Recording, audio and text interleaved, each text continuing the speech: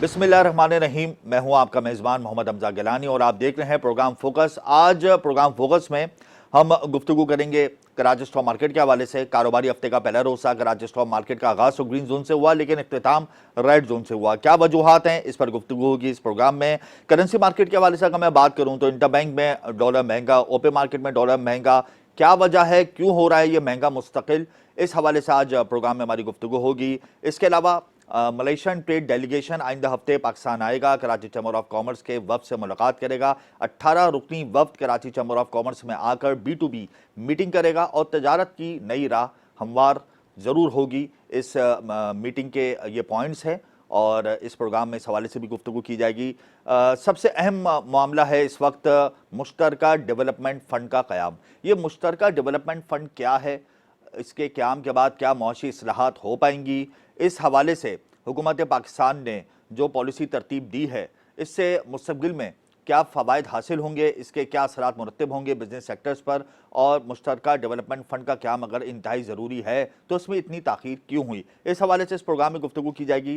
जबकि हफ्ते के रोज़ फेडरेशन चैम्बर ऑफ कॉमर्स में वज़ीर ख़ारजा बिलावल भुट्टो ज़रदारी ने दौरा किया था। बिलावल भुट्टो ज़रदारी से जब सनतकारों ने मुलाकात की तो शिकायतों के अंबार लगा दिए, मसाइल सुना सुना के थक गए, लेकिन मसाइल ख़त्म ना हुए। वज़ीर ख़ारजा बिलावल भुट्टो ने इनके तमाम शिकवे, मसाइल, शिकायतें सुनी, उनको एडवाइस किया और इनका कहना था कि पब्लिक प्राइवेट पार्टनरशिप के ज़रिए इन मसाइलों को हल किया जा सकता है। प्राइवेट सेक्टर को नज़रअंदाज कर कर कोई बिज़नेस पॉलिसी मुरतब नहीं की जा सकती। आइंदा आने वाले दिनों में यानी आइंदा हुकूमत में बिज़नेस कम्युनिटी को ऑन बोर्ड लेकर मुआशी पॉलिसी बनाई जाएगी। इन्होंने ये भी हवाला दिया कि जब आसिफ अली जरदारी इस मुल्क के सदर थे तो बिज़नेस कम्युनिटी को ऑन बोर्ड रखकर ही पॉलिसी मुरतब किया करते थे, जिससे पाकिस्तान की मईशत को बेइंतहा फ़ायदे हासिल हुए।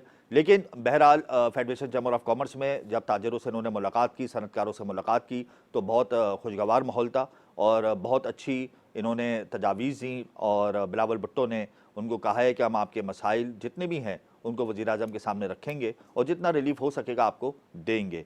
इसके अलावा मैं आपसे बात करूँगा, निगरान सेटअप आने को है, बिल्कुल हुकूमत की मुद्दत ख़त्म होने वाली है चंद दिनों के बाद। निगरान सेटअप क्या मौशी इस्लाहात कर पाएगा, निगरान सेटअप से क्या मुल्की मईशत को फ़ायदे हासिल हो पाएंगे, क्या निगरान सेटअप खुद मुख्तार होगा, क्या निगरान सेटअप के ज़रिए वो तमाम MOU जो साइन किए हैं मौजूदा हुकूमत ने उसको आगे बढ़ाए जाएंगे, क्या पॉलिसी होगी मुस्तक़बिल में मौशी मसाइल निगरान सेटअप हल कर सकेगा। इन तमाम उमूर पर आज हमारी गुफ्तगू होगी। आखिर में चीनी की मैं बात करूँगा। जाहिर सी बात है, हम देख रहे हैं कि चीनी की फ़ी किलो कीमत 7वें आसमान पर पहुंच गई है, ख्वाह वो होलसेल मार्केट हो या रिटेल मार्केट। होलसेल मार्केट में चीनी की कीमत क्यों बढ़ रही है, रिटेल मार्केट में चीनी 155 रुपये फ़ी किलो तक क्यों पहुंच गई है, इसके पीछे क्या वामिल हैं, इन तमाम उमूर पर आज गुफ्तगू होगी हमारे प्रोग्राम में। इस वक्त हमें ज्वाइन किया है स्टॉक एक्सपर्ट हैं शरियार बत, इनसे हम गुफ्तगू करेंगे पाकिस्तान स्टॉक एक्सचेंज के हवाले से। कराची स्टॉक मार्केट का आगाज़ ग्रीन जोन से हुआ, क्या वजह है शरियार के कराची स्टॉक मार्केट का अख्तिताम रेड जोन से हुआ, करेक्शन क्यों आ गई ट्रेडिंग के दौरान? देखिए हमजा, जैसे कि आपके इल्म में है कि जब से पाकिस्तान IMF के प्रोग्राम के अंदर गया है, स्ट्रेट अवे हमने तकरीबन 7,000 के करीब पॉइंट्स में इजाफा देखा है और लास्ट वीक भी पाकिस्तान स्टॉक मार्केट के लिए काफी ज्यादा मुस्बत रहा, 1500 के करीब पॉइंट्स में इजाफा हुआ। जब इतने ज्यादा पॉइंट्स बढ़ जाते हैं तो मार्केट में करेक्शन का एक खतरा हर वक्त महफूज रहता है। फिर साथ साथ इन्वेस्टर जो होते हैं, खासतौर पर जो इंडिविजुअल इन्वेस्टर्स होते हैं, वो प्रॉफिटिंग करने को भी तरजीह देते हैं। यही वजह कि हमने देखा कि आज टेक्निकल लेवल्स भी थे, 49,000 के पास मार्केट रिस्क कर रही थी। 2 बार मार्केट ने क्रॉस करने की कोशिश की, लेकिन मार्केट को कंटिन्यू वहां रेजिस्टेंस का सामना करना पड़ा और हमने देखा कि जो स्टॉक पिछले दिनों काफी ज्यादा बढ़ गए थे, अगर खासतौर पर मैं बात करूं ऑयल एंड गैस के स्टॉक की, जिसमें OGDC सरफहरिस्त है, तो उनमें सबसे ज्यादा सेलिंग देखने में आई। फिर साथ साथ बैंक की कुछ स्टॉक थे, उनमें भी कुछ सेलिंग नजर आई। लेकिन ओवरऑल सिचुएशन काफी हौसला अफजा है, वॉल्यूम अभी भी मार्केट के बहुत ज्यादा हेल्दी है और हमने देखा कि 2 रुपए के करीब कुछ कमी OGDCL के स्टॉक के अंदर नजर आई, जबकि रेस्ट ऑफ मार्केट में कुछ मिला जुला रुझान देखने में आ रहा है। लेकिन ओवरऑल सिचुएशन काफी बेहतर है। जो करेक्शन होती हैं, मैं हमेशा से ही कहता हूँ, मार्केट के लिए काफी ज्यादा हेल्दी होती हैं। जब तक मार्केट नीचे नहीं आएगी तो फिर ऊपर जाने के लिए रूम नहीं बनता। अच्छा शहरियार, मुश्तरका डेवलपमेंट फ़ंड का क्या अमल में आया है, आप क्या समझते हैं कि इस क़याम से कराची स्टॉक मार्केट पर क्या असरात मुरतब हुए हैं, और फिर आज आपको मालूम है कि रिफाइनरी पॉलिसी का भी ऐलान हुआ है, तो ये तमाम जो इम्पैक्ट्स हैं कराची स्टॉक मार्केट पर जो आ रहे हैं, इसको मुस्तक़बिल में आप क्या देखते हैं? देखिए, पाकिस्तान ने पिछले 1 साल से काफ़ी ज़्यादा माशी बेशी यकीनी का सूरत-ए-हाल का सामना करना पड़ा हमें। फिर जब से हम आईएमएफ के प्रोग्राम में गए तो आईएमएफ का ज़ोर ये था कि अब वक़्त आ गया है कि अब आपको अपने पैरों पे खड़ा होना पड़ेगा, आपको माशी इस्लाहात लेकर आनी पड़ेगी। इसी हवाले से हुकूमत पाकिस्तान ने स्पेशल इन्वेस्टमेंट फैसिलिटेशन काउंसिल का क़याम अमल में लाया, जिसमें आपने देखा कि सबकी नुमाइंदगी है और आर्मी चीफ साहब भी उसकी हेड कर रहे हैं, सारी चीज़ें कर रहे हैं। तो ये उसी जो फंड बनाया गया है, वेल्थ फंड बनाया है, ये उसी का तसलसल एक हमें लग रहा है। सबसे ज़्यादा जो प्रॉब्लम पाकिस्तान में देखने में आ रही थी पिछले दिनों, वो हमें ये देखने में आ रहा था कि जो भी इन्वेस्टमेंट बाहर से पाकिस्तान में आती थी, उस हवाले से काफ़ी ज़्यादा हर्डल थे यहाँ पे इन्वेस्टर्स को। खास तौर पे बोर्ड ऑफ रेवेन्यू में, इन्वेस्टमेंट में, प्राइवेटाइजेशन के हवाले से काफ़ी ज़्यादा हर्डल थे। तो इसमें सबसे बड़ी रिलैक्सेशन ये दी गई कि एक वन विंडो ऑपरेशन है और यहीं से ये फंड पूरी एक्टिविटीज़ करेंगे। इनको कोई लीगल मुश्किलात का भी सामना नहीं करना पड़ेगा। आपको याद होगा कि पिछली हुकूमत में इमरान खान साहब के दौर में ताजिरों का एक बहुत बड़ा मुतालबा था कि नैब उन्हें बहुत ज़्यादा तंग कर रही बिल्कुल। है। और इसके अलावा ब्यूरोक्रेसी को क्योंकि बहुत ज़्यादा शिकायत थी। तो अब ये चीज़ें इसमें दूर होंगी। हमें लग रहा है कि शॉर्ट लिस्ट में ये बहुत अच्छा इक़दाम है, क्योंकि एक आपने एक फंड का क़याम अमल में लेकर आए। काफ़ी बड़ा फंड है, पाकिस्तान की सारी कामयाब जितनी भी कंपनीज़ हैं, जिसमें आप ओजीडीसीएल की बात करें, पीपीएल की बात करें, नेशनल बैंक, मारी, पेट्रोलियम, गवर्नमेंट की होल्डिंग्स भी इसमें ज़्यादा है। अब जैसे नेशनल ओजीडीसी में 85% होल्डिंग है हमारी, पीपीएल में 71% होल्डिंग है। तो ये चीज़ें काफ़ी ज़्यादा हौसला अफ़ज़ा हैं। इन्वेस्टर इनको काफ़ी क्लोज़ली देख रहे हैं और यकीनी तौर पे पाकिस्तान इससे आगे बढ़ेगा और काफ़ी मुद्बत इशारे से। लेकिन शहरयार ये भी बताइएगा कि अगर मैं बात करूं करेंसी मार्केट की, तो इंडिया बैंक में डॉलर की कदर में आज भी इजाफा हुआ है, तकरीबन 90 पैसे का इजाफा हुआ, 286 रुपये 97 पैसे से बढ़कर 287 रुपये 54 पैसे की हद पर ट्रेड हुआ। तो इसका भी एक इम्पैक्ट आप देख रहे हैं कि स्टॉक मार्केट पर आएगा नेगेटिव। फिर ओपे मार्केट पर भी हम देख रहे हैं डॉलर 2 रुपये महंगा हो रहा है। जो गैप है इंडिया बैंक और ओपे मार्केट का, वो मुस्तकिल बढ़ रहा है। IMF ने कहा था कि इस गैप को आप कम करें, लेकिन वो गैप कम नहीं हो पा रहा, क्योंकि जाहिर सी बात है लिक्विडिटी क्रंच तो है, इंपोर्ट बिल की अदायगियां भी सर पर हैं, प्रेशर तो है हमारे रुपये पर। तो इसका भी एक इम्पैक्ट आप समझ रहे हैं कि ट्रेडिंग पर आ रहा है नेगेटिव? देखिए, जब भी पाकिस्तानी रुपया कमज़ोर होना शुरू होता है, रूपी डेप्रिसिएशन होती है, तो मार्केट में एक बेयकीनी की सूरत-ए-हाल पैदा हो जाती है। ना सिर्फ़ कैपिटल मार्केट्स में, फाइनेंशियल मार्केट्स में, बल्कि ओवरऑल एक बाज़ार में भी एक मनफ़ी रुझान तरतीब देते हैं, क्योंकि पाकिस्तान एक इम्पोर्ट बेस्ड कंट्री है। जब भी यहाँ पे डॉलर महँगा होगा, तो हर चीज़ पे उसका असर पड़ेगा। यकीनी जी। तौर पे जब यूएस डॉलर हम देख रहे हैं, बढ़ना शुरू हुआ है स्लाइटली, पिछले 3-4 दिनों से ये प्रैक्टिस चल रही है। लास्ट वीक भी हमने कुछ बढ़ते हुए देखा। क्योंकि आईएमएफ की आपने कंडीशन की बात की, एक और आईएमएफ की कंडीशन थी कि आपने इंपोर्ट खोलनी है। अब जो-जो इंपोर्ट खुलती रहेंगी, यकीनी तौर पे प्रेशर पड़ेगा और हुकूमत पाकिस्तान का जो एक प्लान्स है कि दिसंबर तक हमें हमारे रिजर्व बढ़ा के $8 अरब तक तो हम अल्हम्दुलिल्लाह आ गए। इनको जी। तकरीबन $15 अरब तक लेकर जाना है। हमें एक तरफ से डॉलर भी अरेंज करने हैं, इन्फ्लोज़ भी लेकर आने हैं मुल्क में, दूसरी तरफ इंपोर्ट भी खोलनी है। अभी भी एलसीज़ कहा जा रहा है कि $4 से $5 अरब की एलसीज़ जो है वो बोर्ड्स के ऊपर हैं और ये इंपोर्ट का प्रेशर है पाकिस्तान के ऊपर। जो-जो बिल्कुल। हम अपनी एलसीज़ खोलना शुरू करेंगे, इंपोर्ट खुलेंगी, तो आप देखेंगे रुपए के ऊपर प्रेशर पड़ेगा और इस चीज़ को हमें ज़रा बर्दाश्त करना पड़ेगा। हुकूमत को हमारे ख्याल में एक पॉलिसी मुरतब करनी चाहिए, साथ-साथ के आप आस्ता-आस्ता इंपोर्ट खोलें, पहले एसेंशियल आइटम्स की खोलें और एकदम से ऐसा नहीं हो कि एकदम भाव आ जाए। मेरे ख्याल में हुकूमत की भी यही पॉलिसी है। लेकिन दूसरी तरफ जो हम देख रहे हैं, जो नाकामी नज़र आ रही है मुसलसल, वो है हमारे जो बॉर्डर एरियाज़ हैं, वहाँ पे यूएस डॉलर जो है स्मगल हो रहा है। अभी तक मीडिया रिपोर्ट कर रहा है कि वहाँ पे सिचुएशन यूँ की त्यों है, कोई चेंजेस आई नहीं है। गवर्नमेंट को एडमिनिस्ट्रेटिवली बहुत स्ट्रॉन्ग फैसले लेने पड़ेंगे। आय अफगानिस्तान की गवर्नमेंट वजह को से हमारी तो जाने इकोनॉमी में पे चंद बहुत दिन है ज़्यादा गए मनफी शहरयार। रुझान मिला। अब तो कोई पॉलिसी या कोई स्टेप उठा नहीं सकती गवर्नमेंट, चंद दिनों की मेहमान है। तो अब क्या करेंगे फिर हम आइंदा? बिल्कुल आप सही कह रहे हैं, लेकिन अब चूँकि जिस तरह से हमने देखा कि स्पेशल इन्वेस्टमेंट फैसिलिटेशन काउंसिल का क़याम अमल में लाया गया है और जिस तरह से एक माहौल नज़र आ रहा है और मुझे लग रहा है कि आने वाली जो केयर टेकर गवर्नमेंट है, वो भी बहुत ज़्यादा इम्पोर्टेंट होगी।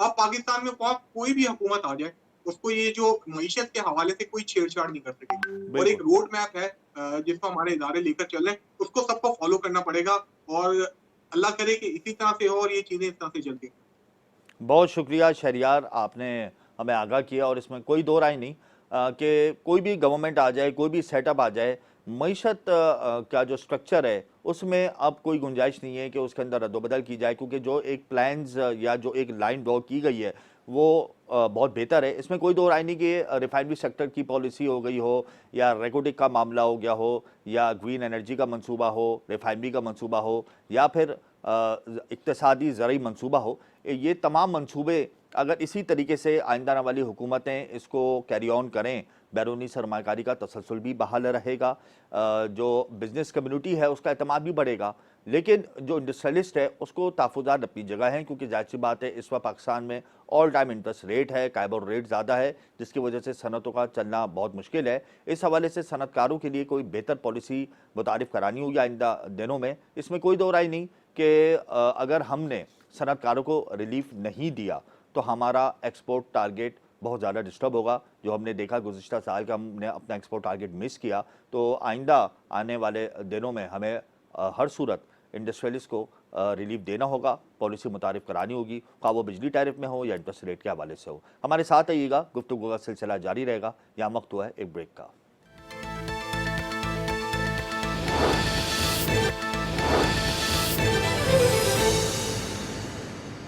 Welcome back. गुफ्तगू का सिलसिला आगे बढ़ाते हैं। मुश्तरका डेवलपमेंट फंड का फार्मूला बिल आखिर पेश हो गया है और बिल भी इस हवाले से पास कर दिया गया है। बेसिकली मुश्तरका डेवलपमेंट फंड है क्या? लार्ज स्केल इन्वेस्टमेंट का ये फार्मूला दुनिया में सबसे पहले जापान ने मुतारिफ कराया था और इसके ज़रिए बहुत ज़्यादा मुनाफा कमाया था। उसके बाद फिर अमेरिका ने ये फार्मूला अपनाया और बहुत ज़्यादा फ़ायदा कमाया, और बिल आखिर पाकिस्तान ने भी इस हवाले से इस फंड का इजरा कर दिया है और इस फंड में 7 बड़ी कंपनियां हैं और उनका कैपिटल इस फंड में होगा। और इस फंड के ज़रिए हम लोग नेशनल और इंटरनेशनल इन्वेस्टमेंट्स में हिस्सा ले सकते हैं। किसी भी डेवलपिंग प्रोजेक्ट के अंदर हम इन्वेस्टमेंट कर सकते हैं, लोकल या इंटरनेशनल लेवल पर शेयर्स की खरीदारी कर सकते हैं, ख्वाह इस पैसे को, इस रकम को बड़े पैमाने पर कहीं पर भी इन्वेस्ट कर सकते हैं। और बाकायदा तौर पे इस फंड की निगरानी करेंगे वज़ीर-ए-आज़म पाकिस्तान, फेडरल मिनिस्टर्स और गवर्नर स्टेट बैंक। इसी हवाले से हम मज़ीद बात करेंगे। हमें ज्वाइन किया है डॉक्टर आमिर हुसैन सिद्दीकी ने, मुआशी तज्ज़ियाकार हैं और प्रोफेसर हैं इकनॉमिक्स के। मैं आपसे जानना चाहूँगा आमिर साहब, सबसे पहले तो आपका शुक्रिया कि मुश्तरका डेवलपमेंट फ़ंड पाकिस्तान की मईशत के लिए कितना ज़रूरी है और क्या इस वक्त मुतारिफ कराना सही था या हमें ये स्टेप बहुत पहले उठा लेना चाहिए था? जी, बिस्मिल्लाहिर्रहमानिर्रहीम। बहुत-बहुत शुक्रिया जनाब, मुझे आपको मौका दिया इसके ऊपर। अच्छा, मैं ये बता दूँ कि देखें, हम जब भी आईएमएफ के पास जाते हैं, उसकी वजह तो सिर्फ़ एक ही होती है और वो होती है फ़ॉरेन एक्सचेंज की हमारा जो है, जो डेफ़िसिट है उसको पूरा करना होता है। और ये जो डेफ़िसिट होता है इसी तरह से है कि हमारी इनकम तकरीबन जो है, वो 60 से 65 बिलियन के दरमियान है और तकरीबन जो हमारे अखराजात कुछ इस तरह से आता है इम्पोर्ट और दूसरी पेमेंट वगैरह लेके, वो तकरीबन जो है 65 से 70 बिलियन डॉलर होते हैं और ये 6 से 10 बिलियन डॉलर का डेफ़िसिट होता है। बिल्कुल। और इसी डेफ़िसिट के लिए ही हमें जो है आईएमएफ के पास जाना पड़ता है। लेकिन आईएमएफ का माशाल्लाह से सबसे बड़ा कारनामा ये होता है कि हम जाते जिस डेफ़िसिट की वजह से हैं, एक भी कंडीशनैलिटी ऐसी नहीं होती कि जिसकी वजह से हम ये कह सकें कि नहीं, जो हमारा डेफ़िसिट है, यानी कि फ़ॉरेन एक्सचेंज की कमी है, डॉलर की कमी है, तो डॉलर की सप्लाई बढ़ सके। ऐसा जो है बहुत कभी भी नहीं होता। अब ज़ाहिर है कि इस डेफ़िसिट को पूरा कैसे किया जाए? अब हमारे पास सिर्फ़ इन्वेस्टमेंट के जो हमारे पास जो रह जाता है, जो सबसे बड़ा, कि ये डेफ़िसिट किस तरह से पूरा हो कि फ़ॉरेन एक्सचेंज मुल्क में आए, अब किसी भी सूरत में आए, रेमिटेंसेस की शक्ल के अंदर आए, एक्सपोर्ट बढ़ के आए या फ़ॉरेन डायरेक्ट इन्वेस्टमेंट जिसको हम कहते हैं, फ़ॉरेन इन्वेस्टमेंट जो है वो आए। ज़ाहिर है कि जब फ़ॉरेन इन्वेस्टमेंट आ रही है तो इसका मतलब ये है कि फ़ॉरेन एक्सचेंज इनफ्लो जो है आपके यहाँ पर हो रहा है। तो ये इस लिहाज से बहुत अहम है कि ये पाकिस्तान के लिए शायद ये एक ही अब हल रह गया है कि हम जो है किसी तरह से इन्वेस्टमेंट के तरीके, ये जो बाकी दुनिया ने जो इस तरह के क्राइसिस रहे हैं और उन्होंने इस तरह से एक कंसोर्शियम कभी बनाया और कभी जो है एक मुख्तलिफ मुल्कों ने बाकायदा एक पूल और एक चंक बनाया और वहाँ की डोमेस्टिक इकॉनमी में वहाँ इन्वेस्ट किया, जिसमें दो चीज़ें हुई कि सबसे पहले तो ये हुआ कि जनाब फॉरेन एक्सचेंज इनफ्लो हुआ और इस फॉरेन एक्सचेंज इनफ्लो होने की वजह से जो हमारा डेफिसिट था वो ख़त्म हुआ और इस डेफिसिट को ख़त्म होने के साथ-साथ ये है कि हमारी प्रोडक्टिविटी में भी इज़ाफ़ा हुआ और हम जो है किसी न और ये और हम या जो भी मुल्कों ने ये किया या पाकिस्तान जैसा करेगा तो इंशाअल्लाह ये इस चीज़ के अंदर मददगार साबित होगा कि हम जो है ये आईएमएफ के चुंगल से निकल जाएँ। क्योंकि वो हमारी जिस तरह से डिक्टेट कर रहा है इकॉनमी को, ज़ाहिर है कि वो हमारी प्रोडक्टिविटी को भी लो कर रहा है, हमारी एक्सपोर्ट्स की जो अर्निंग है उसको भी मुतासिर कर रहा है, हम इनकम्पैरेटिव होते चले जा रहे हैं इंटरनेशनल मार्केट के अंदर। तो ये मेरा ख़्याल है कि ये बिल्कुल जो है ये तो आईएमएफ की डील से पहले ही कर लेना चाहिए था। लेकिन बहरहाल कभी कोई चीज़ देर नहीं होती है, हर चीज़ का एक वक्त होता है। जाहिर है कि उस वक्त इतना अरेंजमेंट नहीं हो सका होगा। पहले हो जाता तो जाहिर बात है कि हम तो कभी भी वहाँ पर जाने की कोशिश वहाँ पर जाने की कतई ज़रूरत नहीं होती। तो अच्छा इस लिहाज से ये है कि ये डॉक्टर हमारे साहब, पास एक ऑप्शन है। मुख्तलिफ ममालिक ने इस प्लान पर अमल किया, बहुत कामयाब हुए, 10-10 साल 15-15 साल की पॉलिसीज़ बनाई और अभी भी बहुत सारे ममालिक इस प्लान को अमल कर रहे हैं और फ़ायदा उठा रहे हैं। हमने भी खैर ये प्लान मुतारिफ करा दिया, लेकिन उन ममालिक के अंदर टैक्स चोरी नहीं होती, उन ममालिक के अंदर बिजली चोरी नहीं होती, वहाँ पर जो जीडीपी है वो बेहतर है। लेकिन हमारे मुल्क के अंदर टैक्स भी चोरी होता है, बिजली भी चोरी होती है। तो आप समझते हैं कि ये प्लान तो मुतारिफ करा दिया, बड़ा अच्छा ये स्टेप है, लेकिन इसके मुकाबले में अगर हम अपनी बिजली चोरी या टैक्स चोरी के निज़ाम को बेहतर कर लें, ख़ास तौर पे टैक्स कलेक्शन अगर हमारी बेहतर हो जाए, तो ये हमारे लिए सरप्लस हो जाएगा और हम लोगों की जो स्पीड है, जो आइंदा आने वाले दिनों में बेहतर हो सकती है, वो और बढ़ जाएगी। जी, ये आप देखिए, ये बात तो बिल्कुल दुरुस्त, और ये सारे के सारे एडमिनिस्ट्रेटिव मेजर्स हैं। इसका ताल्लुक ज़ाहिर बात है कि प्योर किसी इकोनॉमिक पॉलिसी से नहीं है, और कोई भी इकोनॉमिक पॉलिसी उस वक़्त तक कामयाब नहीं हो सकती जब तक एडमिनिस्ट्रेटिव मेजर जो है बिल्कुल सही तरीके से ना लिए जाए और उस पर अमल दरामद ना हो। टैक्स चोरी, ज़ाहिर है कि आपने एक बाकायदा एक एस्टिमेट किया, सब कुछ हुआ, टैक्स चोरी हुई जिसकी वज़ह से डेफ़िसिट हो जाता है, जिसकी बिल्कुल, वज़ह से आप मज़ीद टैक्स लगाते हैं। बिल्कुल, देखें, सिर्फ़ टैक्स की चोरी रोकना काफ़ी नहीं है, हमारे यहाँ बहुत सारी लीकेजेज़ और भी हैं। बिल्कुल। क्योंकि आपका प्राइवेट चैनल है तो मैं इसके ऊपर बात खुल के कह सकता हूँ। जैसे मैं एक एग्ज़ाम्पल देता हूँ आपको कि पाकिस्तान को जो है 1 अरब डॉलर सॉरी 1 अरब रुपए की, जैसे कि कोई एक डेफ़िसिट है कि हमें टैक्स मज़ीद लगाना पड़ेगा अपनी अखराजात को पूरा करने के लिए। तो बिल्कुल, हम 1 अरब का टैक्स नहीं लगाते। हम उसके ऊपर तकरीबन डेढ़ से 2 अरब रुपए का टैक्स लगाते हैं। किस वजह से?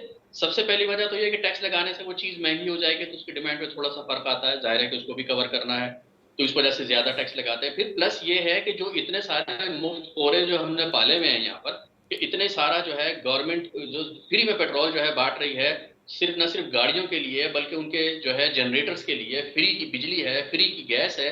ये सारे के सारे जो फ्री होती हैं, वो तो बिल आखिर इसका बर्डन किसके ऊपर पड़ना है? ठीक गवर्नमेंट है, को हाँ, पड़ना है ना। बिल्कुल इसलिए ऐसे ही गवर्नमेंट है। तो चोरी नहीं करती, वो तो सारे पैसे उसके खराजात में आते हैं। तो इनको मुफ्तखोरों को भी पूरा करने के लिए जो है हमें ज़्यादा टैक्स इस तरह की लीकेज है, जो कि बिल जो है फ्री फंड के अंदर हर चीज़ इस तरह से बाँटी चली जा रही है, और एक तरफ जो है जो लोग यूज़ कर रहे हैं उनको धड़ाधड़ जो है टैक्स किया जो है वो किया जा रहा है, और ज़ाहिर बात है वो बेचारे गरीब लोग हैं, सबसे ज़्यादा ज़ाहिर है कि उन्हीं का ही कंट्रीब्यूशन होता है। तो इनको रोकने की बहुत ज़्यादा ज़रूरत है। जी, बिल्कुल, बहुत शुक्रिया आपका डॉक्टर आमिर साहब, आपने हमें टाइम दिया। इसमें कोई दो राय नहीं कि हुकूमत को अपने शान अखराजात कम करने होंगे। अगर शान अखराजात कम नहीं किए हुकूमत ने, तो इसका बोझ मुस्तकिल बुनियादों पर एक आम आदमी को बर्दाश्त करना पड़ेगा। सबसे ज़्यादा बड़ी काबीना हमारी है, काबीना का साइज़ हमारा बहुत बड़ा है। हम अभी डिफ़ॉल्ट के दाने पर पहुँच गए थे, उसके बावजूद भी हुकूमत को अपने शान अखराजात कम करने चाहिए थे, लेकिन फिर भी हुकूमत ने शान अखराजात कम नहीं किए, काबीना के साइज़ को छोटा नहीं किया। अपने अखराजात को जब तक कम नहीं करेगी हुकूमत, टैक्स नेट को बढ़ाने के लिए मौसर पॉलिसी मुतारिफ नहीं कराएगी। जो टैक्स चोरी कर रहे हैं उनके लिए अगर हुकूमत एक्शन प्लान फ़ौरन मुतारिफ नहीं कराएगी, तो हमें मसाइल का सामना करना पड़ता रहेगा। बतदरीज हमारे मौशी मसाइल परवान चढ़ते रहेंगे मुस्तक़बिल में, ख्वाह हम कोई सी भी पॉलिसी, कोई सा भी मंसूबा, कोई सा भी एग्रीमेंट साइन कर लें, मुतारिफ करा लें, हमारे मसाइल जू के तू रहेंगे। यहाँ पर वक्त हुआ एक ब्रेक का, हमारे साथ रहिएगा।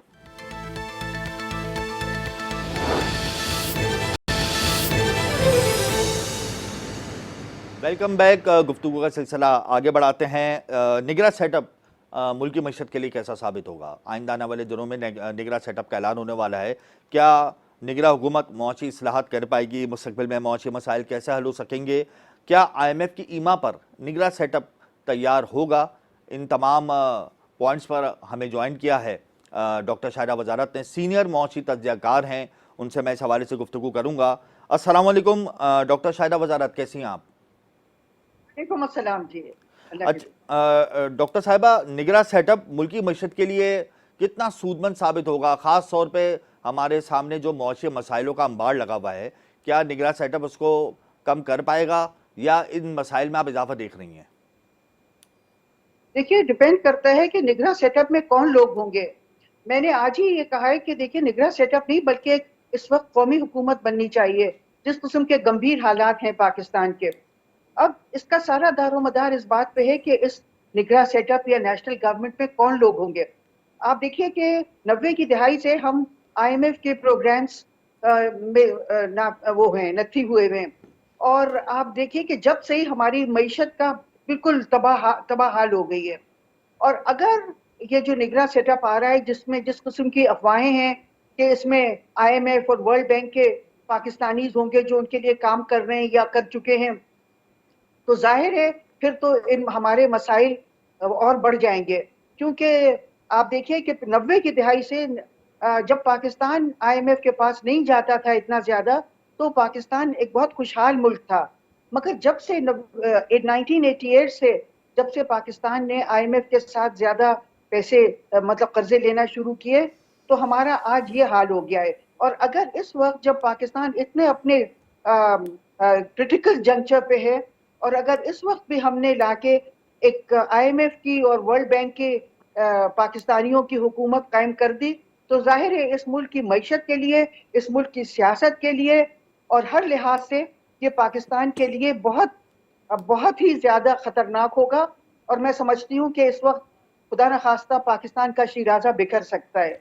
अच्छा डॉक्टर साहिबा, कभी इम्कान इस बात का है कि निगरान सेटअप में साबिक वजीर ख़जाना अब्दुल हफीज़ शेख हो सकता है कि चेयर संभाल लें, कमान संभाल लें, तो आप नहीं समझती कि इनको एक्सपीरियंस है मुल्क की मईशत को चलाने का, तो ये आइंदा आने वाले दिनों में पाकिस्तान के मौजूदा मसाइल को हल करने में बेहतर इकदाम कर सकेंगे? या फिर इनको भी IMF इंजेक्ट करना चाह रहा है और ये चाह रहा है कि जो नेक्स्ट एग्रीमेंट होगा तो वो इनकी सुपरविजन में हो?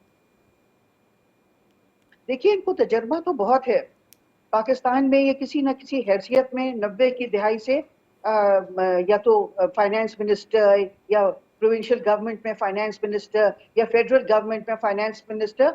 मगर बड़े अफसोस के साथ कहना पड़ता है कि ना डॉक्टर हफीज शेख और बाकी जो IMF और वर्ल्ड बैंक के पाकिस्तानी जो उनके लिए काम करते हैं, वो बिल्कुल ही नाकाम रहे हैं पाकिस्तान की मईशत के मसाइल को हल करने में। और बल्कि आप देखिए कि पिछली दफा जब हफीज शेख बने थे फाइनेंस मिनिस्टर, और उससे पहले जब वो थी, तो बहुत इल्जामात लगे थे हफीज शेख साहब पे भी कि बहुत करप्शन हुआ था PTCL की निजकारी में। और आप देखिए कि एक तो ये जो IMF और वर्ल्ड बैंक के लोग हैं, इनके पास इनकी जो स्ट्रेटजीज हैं वो बिल्कुल फेल हो चुकी हैं। मैंने इस पे किताब लिखी है और मैंने लिखा है कि हमारे पास इससे बहुत बेहतर ऑल्टरनेटिव्स मौजूद हैं। तो मेरी समझ में नहीं आता, जब इनकी पॉलिसीज भी फेल हो गई हैं, ये खुद भी फेल हो चुके हैं, इन्होंने करप्शन भी की है, और इनके जो इनके पास जो ये डुअल नेशनल्स भी हैं, और ये बहुत सौ के तो ताल्लुकात मगरबी एजेंसी से भी हैं। तो इनमें क्या खूबी नजर आती है पाकिस्तान के इस्टेब्लिशमेंट को कि इनको बार बार लाके हम पे मुसल्लत करते हैं? क्या इनको कोई ऐसे पाकिस्तानी नजर नहीं आते हैं यानी जो ये बात तो फिर तय हो गई ना कि IMF के कहने पर ये सेटअप तैयार हो रहा है, IMF की मदाखलत तो है ना, ये बात तो फिर कंफर्म है डॉक्टर साहिबा? जी? तो IMF को इतना आप इंटरफेयर नहीं करने दें पाकिस्तान के मामलात में। आप उनकी इतनी आपने उनकी कंडीशनैलिटीज मान ली हैं जिसने मुल्क की मईशत को तबाह कर दिया है, तो अब हुकूमत भी उनकी मर्जी से, ये तो कोई IMF की कंडीशनैलिटीज नहीं है। और मैं नहीं समझती हूँ कि हमें IMF को इतना ज्यादा पाकिस्तान के मामलात में इंटरफेयर करने देना चाहिए, क्योंकि हमारी अपनी मतलब हुकूमत जो है ये तो नेशनल गवर्नमेंट होना चाहिए। और इस वक्त तो पाकिस्तान के जो हालात हैं, इस वक्त अगर हम इस किस्म के लोगों को इख्तिदार में लाएंगे जिनके करप्शन के स्कैंडल्स हैं, और या जो अमेरिका के जिनसे खुफिया ताल्लुकात हैं, या जो IMF से जिनके ताल्लुकात हैं, और इस किस्म के लोगों को तो ये डुअल नेशनल्स हैं, उनकी तो वफादारियां अपने मुल्कों के साथ हैं, पाकिस्तान के साथ इन लोगों की वफादारियां ही नहीं है। अच्छा तो मैं तो डॉक्टर साहिबा मुझे ये बताएं कि हम लोग अपनी लाइन ड्रॉ करने की कोशिश कर रहे हैं, बहुत से ऐसे मंसूबे हैं जिस पर हुकूमत ने स्टेप्स उठाया, हमारी आर्मी ने सपोर्ट किया, नए नए मंसूबे मुतारिफ हुए पाकिस्तान में। ये एक खुशाइन बात है। जिस तरीके से मिनरल्स का कॉन्फ्रेंस हुई, फिर ज़र इक़्तिसादी प्लान मुतारिफ हुआ, फिर रिफाइनरी पॉलिसी आई, फिर सऊदी अरब की बैरूनी सरमाकारी अब देख रहे हैं कि रिफाइनरी सेक्टर में होने जा रही है। UAE, कतर, सऊदी अरब ने हमारे मुल्क में काफ़ी बैरूनी सरमाकारी के इशारे दिए हैं। तो आप नहीं समझती कि बहरहाल मुश्किल वक्त ही सही, लेकिन हमने स्टेप्स उठा लिए हैं, हमने बिस्मिल्लाह कर ली है, और ये लाइन ड्रॉ करने की हमने कोशिश की है हुकूमत ने और आर्मी ने, दोनों ने मिलकर। ये तो एक अच्छा स्टेप है हमारी मईशत के लिए। जी, ये अच्छा स्टेप जरूर है, मगर इसमें भी मैंने अपने तहफ़्फ़ुज़ात का इजहार किया है। मैंने ये कहा है कि आप जरूर करें, मिनरल्स को एक्सप्लोरेशन करें, मगर मैं चूंकि इस एरिया में काम करती हूँ, मेरा ये एरिया है natural resources conflict and growth, तो हमने ये देखा है कि जो मुल्क कुदरती वसाइल को खाम माल के तौर पे एक्सपोर्ट करते हैं, वहाँ ये कुदरती वसाइल एक बदबख्ती लेके आते हैं, जिसको कहते हैं रिसोर्स कर्स अंग्रेजी में। जी। और जिन मुल्कों ने इन कुदरती वसाइल को मैन्युफैक्चर्ड गुड्स में तब्दील किया, उन्होंने वो सनतें कायम की जिन्होंने इन कुदरती वसाइल को इस्तेमाल किया और मैन्युफैक्चर्ड गुड्स में तब्दील किया, तो वहाँ खुशहाली आई है। वहाँ ये कुदरती वसाइल ब्लेसिंग है, क्योंकि वहाँ मुलाजमतें मुहैया हुई हैं, वहाँ लोगों की तनख्वाहें और मतलब आमदनियाँ बढ़ी हैं और उससे खुशहाली आई है। तो उन मुल्कों में ये कुदरती वसाइल खुशहाली लेके आए हैं और ब्लेसिंग हैं। मगर हमने पाकिस्तान ने इतने सालों से, चाहे वो रिकोडिक हो चाहे सेंधक हो, हमने उनको खार माल के तौर पे बेचा है। और इसीलिए देखिए कि हमारे छोटे सूबों में बहुत सेंस ऑफ एक्सक्लूजन है, वहाँ बहुत ये महसूस हो रहा है, नामहरूमियां हैं। तो हमें चाहिए कि इस वक्त बहुत अच्छा मौका है कि नए आर्मी चीफ आए हैं, उन्हें चाहिए कि वो, बहुत अच्छा है कि उन्होंने इनिशिएटिव लिया है, मगर मैं ये उनको मशवरा देना चाहूंगी कि वो पाकिस्तान के कुदरती वसाइल को नेचुरल फॉर्म में ना एक्सपोर्ट करें, बल्कि हमारे बहुत से दोस्त मुल्क हैं, चाइना है, रूस है, टर्की है, उनके पास टेक्नोलॉजी है, तो उनसे मिलके शराकत दारी में या कुछ यहाँ पे सनतें कायम की जाएं, जिससे हमारे कुदरती वसाइल से मैन्युफैक्चर्ड गुड्स तब्दील किए जाएं। मगर मगर मगर डॉक्टर साहिबा, सनतें कायम कैसे होंगी? इंटरेस्ट रेट हमारा ऑल टाइम हाई है, कार्बन रेट हमारा हाई है, बिजली के नर्क, गैस के नर्क सातवें आसमान पर हैं। आईएमएफ कह रहा है कि आपको आइंदा आने वाले दिनों में मजीद इंटरेस्ट रेट बढ़ाना होगा, टैक्स का जो टारगेट है उसको आपने बढ़ाना होगा, कॉर्पोरेट सेक्टर पे बोझ डाले जा रहे हैं। अब कैसे इंडस्ट्रीज कायम होंगी हमारे मुल्क में? आप बताएं, ऐसे इंटरेस्ट रेट पे तो कौन इंडस्ट्रीज लगाएगा, बल्कि बंद कर देंगे हमारे सनतकार तो यही कह रहे हैं। आप क्या कहती हैं इस हवाले से?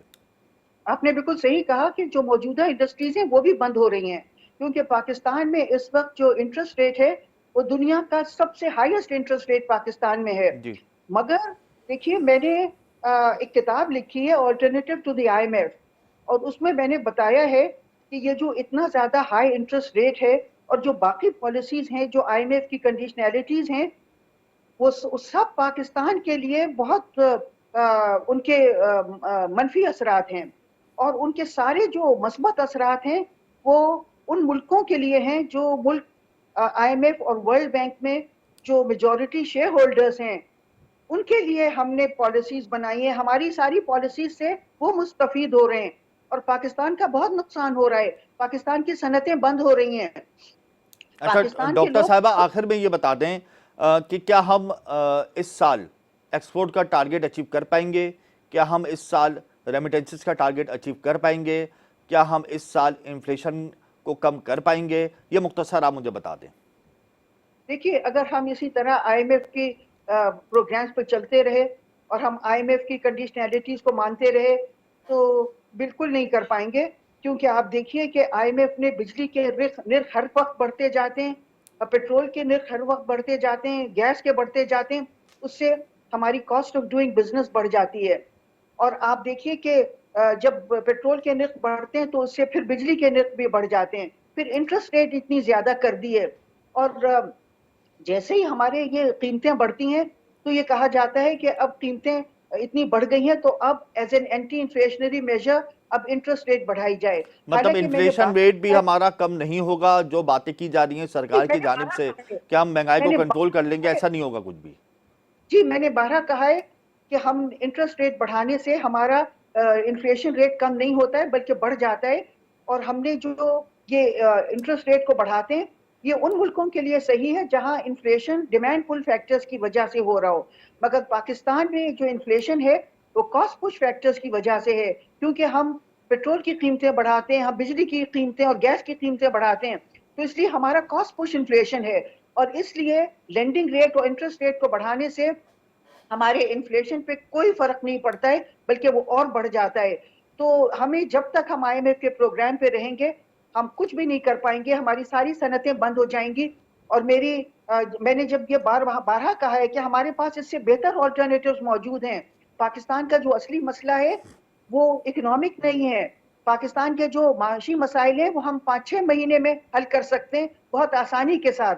मगर अगर हम हमारा अपनी असली अशराफिया को मसला, कंट्रोल कर लें तो अगर शराफिया को, और अगर हम ऐसी हुकूमत ले आए जो पाकिस्तानी डुअल नेशनल्स ना हो, जो महज सिर्फ पाकिस्तानी नेशनल्स हो, जो ईमानदार हो और जो कॉम्पिटेंट हो और जिनके मरासिम ना हो मगरबी इंटरनेशनल फाइनेंशियल इंस्टीट्यूशन से, और जिनके अमेरिका और बरतानिया की खुफिया एजेंसी से कोई रवाबित ना हो। अगर हम ऐसे लोगों की हुकूमत ले आए तो हम पाकिस्तान के माशी मसलों को 5-6 महीने में हल कर सकते हैं। मगर डॉक्टर मैंने साहिबा अपने ये तो आपने वो डिमांड कर दी है तो सिर्फ हम ख्वाब ही देख सकते हैं, इस पर हम कभी अमली जामा तो नहीं बनाया जा सकता। ऐसे लोग हम कहाँ से लाएंगे पाकिस्तान में?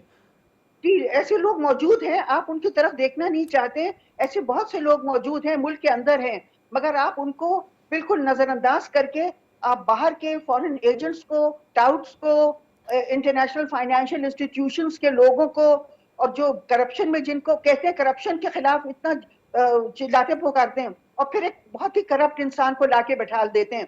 तो इसलिए जब हमारी ये वो है तरीक़ेकार कि हम जो कहते हैं वो करते नहीं है और जो करते हैं वो कहते नहीं है, अगर हम इसी तरह इस मुल्क को चलाएंगे तो जाहिर है फिर तो खुदा न खास्ता इसका शिराजा बिखर जाएगा। बहुत बहुत शुक्रिया डॉक्टर साहिबा ने बड़ी अच्छी बात बोली कि अगर हम चाहते हैं कि हम तरक्की करें तो हमें चाहिए कि हम अपने पाकिस्तानियों को इज़्ज़त दें, उनको आगे लेकर आएँ, उनकी पॉलिसीज़ को सामने रखें, उनसे इस्तिफ़ादा उठाएँ, क्योंकि हमारे मुल्क में टैलेंट की कमी नहीं है, हमारे मुल्क में ईमानदार लोगों की कमी नहीं है, हमारे मुल्क के अंदर बहुत पोटेंशियल है। यहाँ की पॉलिसीज़ अगर लोकल बनाएंगे तो वो मुल्क की मफाद में होगी।